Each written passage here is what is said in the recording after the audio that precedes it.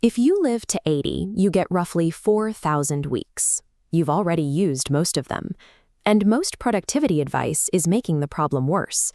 We have more organizational apps, calendars, and time-tracking software than any previous generation. Yet that creeping sensation that time is accelerating only seems to get stronger. When you get faster at clearing your inbox or ticking off tasks, you don't actually win free time. You just signal to the world that you have the capacity for more work. The reward for working faster is more demand. The idea of a perfectly organized life is a visual fantasy. It ignores the basic mathematical reality that human limits exist, while the world's incoming demands are effectively infinite. We try to cope by treating our schedules like a dollhouse. We meticulously arrange every task and meeting into a neat, manageable grid, hoping that perfect placement will finally create a sense of control. This creates a diorama of delusion, an endless logistical puzzle where each illuminated window is another problem demanding a perfect solution. The pursuit of an empty inbox is a lie. The grid of windows in front of you stretches on forever. There will always be another email and another request. We even corrupt our downtime, treating rest merely as a way to recharge our batteries, strictly so we can return to the assembly line and be more efficient workers the very next morning. You have a hard boundary of roughly 4,000 weeks. Attempting to operate like a limitless machine within that strictly finite, bounded container is the engine of our modern anxiety. Oliver Burkeman calls this radical finitude, and it's the most liberating idea in the book. Radical finitude isn't about giving up. It is the active choice of what to neglect, rather than a passive failure to do everything. If you wait until all your obligations are finished before doing what actually matters to you, you will never do it.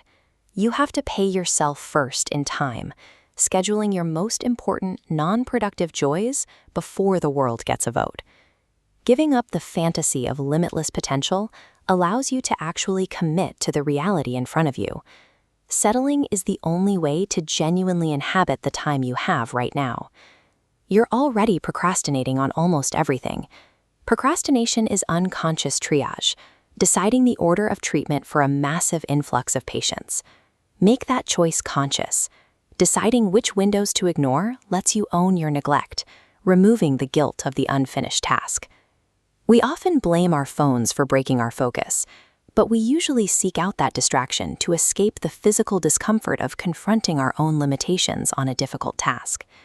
A new website blocker cannot fix human finitude. You cannot out-organize your own mortality. The solution to distraction is internal acceptance.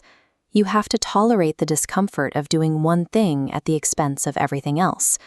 We spend our days living for an imagined future, convinced true peace is waiting just on the other side of the next to-do list. This blinds us to the imminent reality. This is the ordinary, everyday existence right in front of you, the mundane moments we usually try to rush through or optimize away. That is the core idea of 4,000 weeks. You will never have enough time, and that's exactly what makes your choices matter. If you had infinite time, nothing you chose to do today would carry any weight. Knowing you cannot do everything is what makes doing anything meaningful. There's a free Notion template called the 4,000 Weeks Audit. It takes 5 minutes. You calculate the weeks you've used, map what's getting your time now, and identify the one thing you've been saying yes to that needs to become a no. Most people have never seen their life measured in weeks. Visualizing the limit turns an abstract future into a concrete ticking clock. The link is right below this video. Grab it now, because putting it off is exactly the problem this book is about.